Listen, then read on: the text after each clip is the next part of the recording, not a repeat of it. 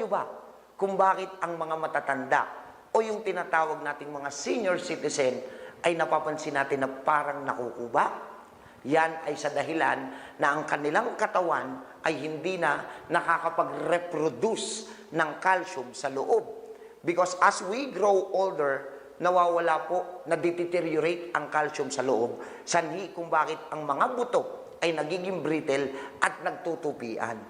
Pero sa aking napag-alaman, hindi lang calcium ang dahilan. Bakit? Kasi kung calcium talaga ang dahilan para rumupok ang buto, di ba't ang matatanda dapat tumitiyaya kung rumurupok lang ang buto? Eh bakit pakuba? Kaya pala nakukuba ang matatanda. Gusto nang bumalik sa lupa. Di ba? Ang kakulangan ay ang calcium.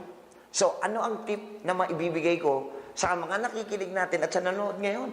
Kung gusto nyo ng calcium sa inyong katawan, kailangan mag-supply kayo ng mga pagkain, lalong-lalo na ng mga vegetables na rich in calcium. At yan, isa sa pinakamarami, walang iba, kundi ang malunggay o yung scientific name, moringa. Makatutulong yan sa inyong katawan. Subukan nyo at nalaman nyo yan dito sa Alam Nyo Ba?